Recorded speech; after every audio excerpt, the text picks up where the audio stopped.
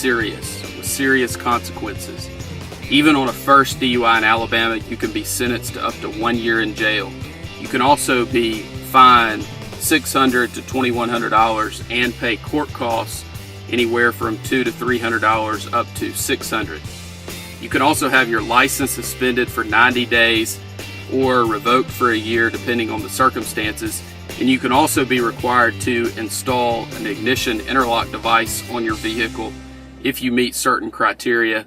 And you could be required to attend the court referral program as well. We understand how you feel. We've represented 1,000+ people on DUIs and have handled thousands of cases throughout the state of Alabama. We know that you're scared. We know that you're anxious. We know that it is very, very difficult to decide which attorney to hire to represent you. The one thing that you need to know is that you definitely need an attorney to help you through the web of pitfalls that are out there, because DUI defense is very complicated if it's done correctly. It's just hard to know for you as a layperson exactly who to hire, or if what someone on the phone with you or who is conversing with you is giving you the correct information. There's some criteria that I suggest that you go through, and this, I believe, will help you in determining whether you're hiring somebody who is a DUI attorney rather than simply some attorney out there who will take your DUI if you hire them and pay them the nominal fee that they are going to charge. The first thing that I think that you should ask is whether the attorney is a member of the National College for DUI Defense. This is a very solid organization that has been around for many years and is focused on the education, training, and is information based for attorneys to learn about and practice and network and connect with other attorneys who primarily handle drunk driving cases. It's very important, if you are seeking out the best representation and if you are seeking out the best result on your DUI, that the attorney that you hire is a member of the National College for DUI Defense. The second item that is a necessity, in my opinion, is that the attorney that you retain to help you with your DUI case in Alabama is certified per NHTSA, which is the National Highway Traffic Safety Administration, to administer standardized field sobriety tests. These are the same tests that you were asked to perform on the side of the road. It's very important that the attorney that you hire is trained in these tests and is familiar with these tests, because as I'll go over in just a minute, there are many issues and items that you can spot if you're trained in these tests and you're trained what to look for. You're going through the same training that the officers go through during their certification process. And it's not just about the tests, it's about the arrest process. It's about the phases of the arrest process, the vehicle in motion phase, the personal contact phase, the pre-arrest screening phase. You know, there are most attorneys out there that are not aware of those issues that they need to be looking at to determine whether there is a legitimate legal argument, or it will help them to uncover a factual argument in your case in order to get you the best result possible. You also need someone who is very experienced and well-versed in the driver's license aspect of your case. There are lots of folks out there that are unaware of the specifics about driver's license issues associated with DUI. You've got the administrative suspension on the front end, and you have issues related to an enhanced suspension time or revocation, and also the ignition interlock, which is tied into that. And also you have the suspended time on the back end if you're convicted. There is very specific and detailed and complicated aspects of the driver's license portion of a DUI And there are a lot of folks out there that are handling DUI cases that are unaware. And it's sad to see that, because there's a better way to do it. And that's the reason that I believe those criteria will help you get to someone that can give you the best result possible and that can help you in navigating these pitfalls that are out there, because there are many out there, and they get worse and worse as the legislature continues to modify the DUI statute. There are people out there that get arrested for DUI, and you refuse the test, but you know that you were drunk, impaired, whatever it might be. And there are also people out there who submitted to the test and they're well over 0.08. They may be a 0.16, 0.20, 0.25. Those people out there need to know that pleading guilty is not their only option. They need to know that there are lawyers out there, such as myself, and there are other good DUI defense attorneys in the state of Alabama that know how to litigate these cases, know what to bring up, and know how to handle these in a way that is going to get you the best result possible. And it's very important that you hook up with and work with someone that understands the ins and outs of DUI defense, because even though you may feel like your case is hopeless, there is a way to suppress some of this information, to suppress some of these tests, to keep information out of evidence, or to negotiate and work something out so that charges may be dismissed or reduced for a non-DUI disposition. Because our goal in every single DUI case that we handle is to either have the DUI dismissed or to have it reduced and settle the case for a non-DUI disposition. If those two things are not possible, the next step for us is trial. And if the client decides that the client would like to proceed to trial, then we encourage that, because if a client simply pleads guilty, the client is going to suffer the ramifications and the repercussions associated with a DUI conviction. So we always encourage our clients to proceed to trial on their cases, because we know what the result is going to be if they simply plead guilty, and we would like to avoid that if we can. And it's the client's decision ultimately, but we always encourage clients, and we encourage them to look at all aspects of the information that we present when they're trying to make the decision about trying their case or accepting an offer that is on the table. So the first step in a DUI defense case is to secure the license issues. That it may include requesting a hearing, may include requesting a review, it may include going to the driver's license suspension hearing, it may include filing a lawsuit against the Alabama Department of Public Safety. But no matter what stage you're in, whenever you choose to retain us, we evaluate it and go through a very sophisticated process and procedure that we have put together to handle these cases in order to give our clients the best chance of success on their cases. The next thing is for us to gather information from you and about you. We have a very extensive questionnaire that we will either go over with you or send to you, or you can pick it up from us, and that gives us lots of information about you and helps us to humanize you with the prosecutor and the other parties that we will be dealing with on your case. We will also give you a plan of action.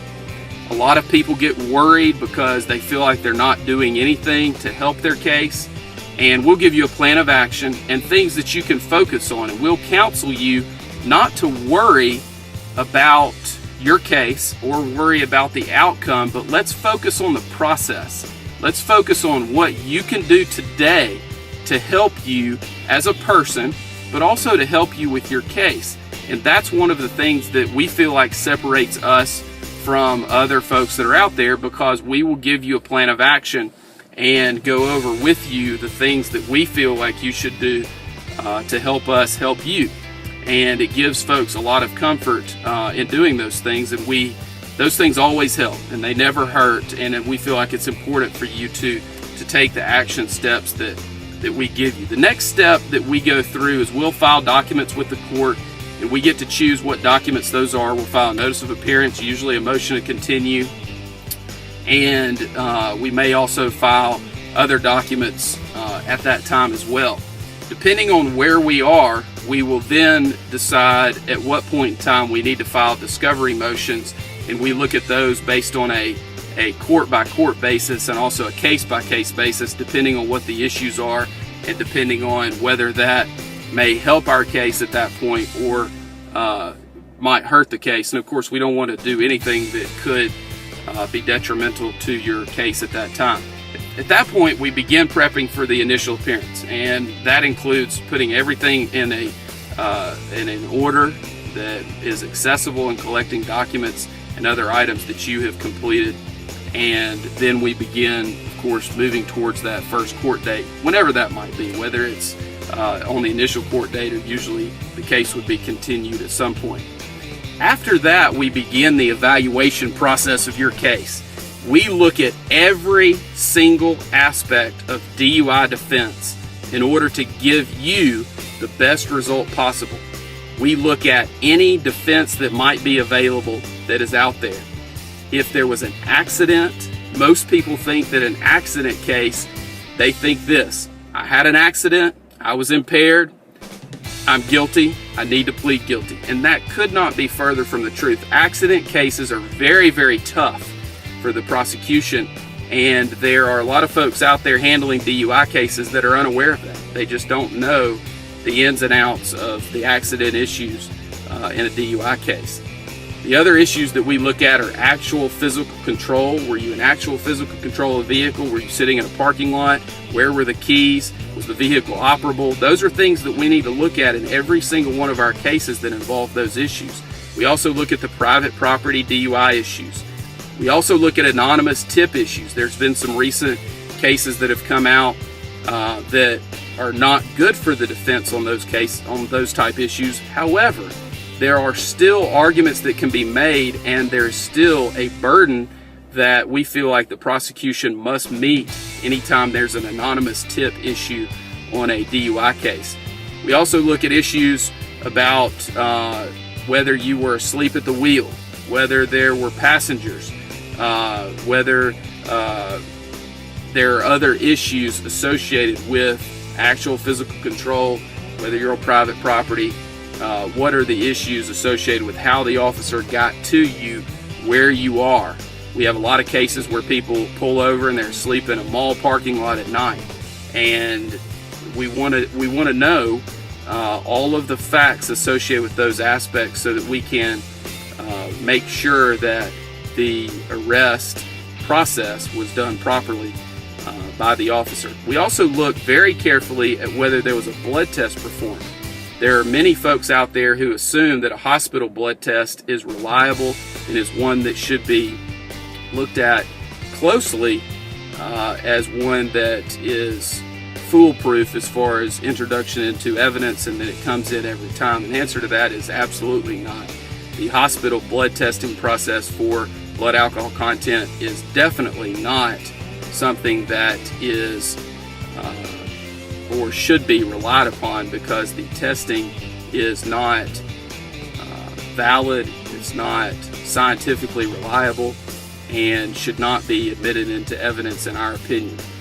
We also look at the process that a state trooper may have had blood drawn at the hospital provided to him, and he uses the blood kit and sends it to Alabama Department of Forensic Sciences in order to have the blood tested there.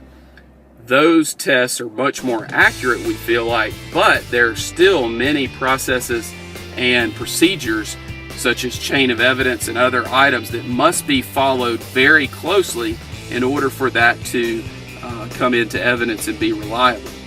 We also look at any issues that are associated with your case related to the Draeger breath test and any issues that come up there, whether it's the 20-minute deprivation period, whether you may have had mouth alcohol, whether you burped or belched during the 20 minutes prior to the test. There are implied consent issues where you provided proper implied consent warnings associated with the suspension of your license if you choose to refuse the test.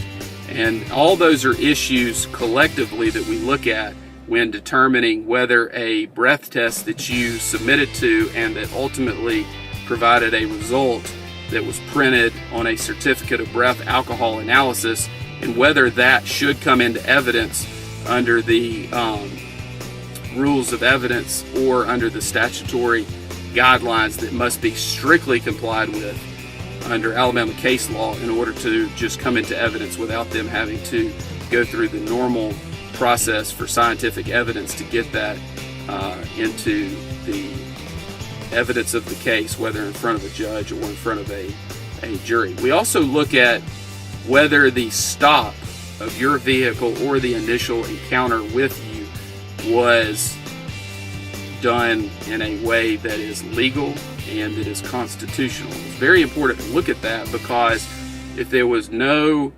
reasonable suspicion of violation of the law, then the officer should not have pulled you over. And if we can prove that, then we can likely have all evidence that may be admitted or that was collected against you suppressed. And if that's the case, then we would win the case based on the state or the city not being able to prove their case. We also look at all of the medical defenses available, whether you have GERD, whether you have dentures and there was alcohol that was collected within the dentures, whether you had recent dental work done. There are a lot of medical issues, whether you have diabetes. There are many medical issues that come up, and we always go through that and make sure that those defenses don't apply. And if they do apply, then we work those up and make sure that we have gone through them properly with you and presented those defenses on your behalf. We also look at the UTTC, which is the traffic ticket, the complaint against you, to make sure that there are no issues related to that as well, such as municipal ordinance issues, if there are issues related to the code sections cited, whether it's proper, and whether they have your proper information on the UTTC or not. We also go through and determine whether you requested an independent test, and if that was handled properly. We look at any roadblock issues that may come up, if a roadblock was the cause of the initial encounter. And we also look at whether you have any prior DUI offenses and whether we can exclude those, and whether the city or the state has the necessary evidence related to those priors to be able to use those through the negotiation process or through the trial and sentencing process if it gets to that point. The next thing that we look at, and a very important aspect of the case, is the Standardized Field Sobriety Test. And I am certified as an instructor in field sobriety testing and also as the administrator of the test.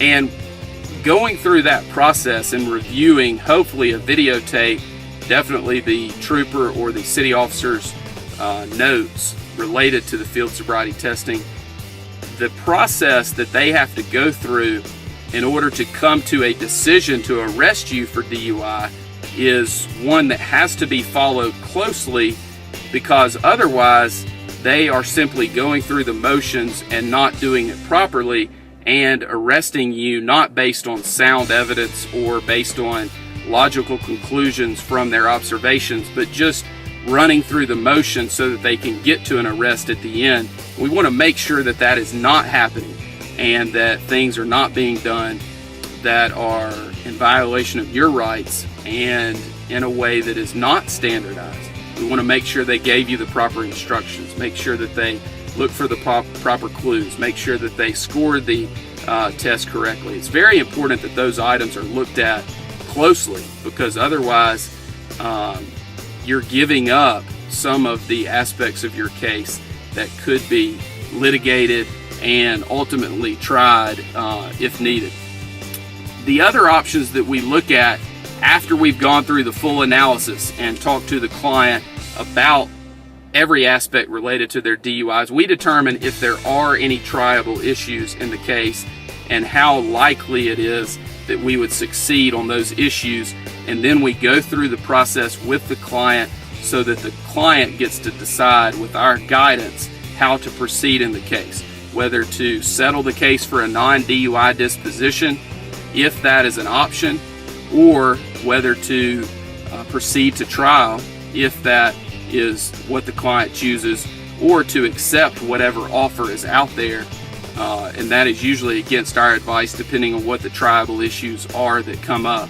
And in any DUI case, if you have the knowledge and the experience to go through and review every aspect of the case and every defense that might be available, there are always issues that can be brought up related to a DUI case because they are so complicated and they require so many steps in going through the process. So it's very important that the case is looked at with eyes that have the experience and the knowledge to get you the best result possible. It's very important. We've handled 1,000+ DUI cases. We've resolved 5,000 or more charges throughout the state of Alabama, and we can help you with your case. All you have to do is let us know and call our office, and we will be glad to talk to you and discuss your case with you at no charge, because we believe that you have a right to speak to any lawyer that you choose without having to pay an initial consultation fee in order to do so.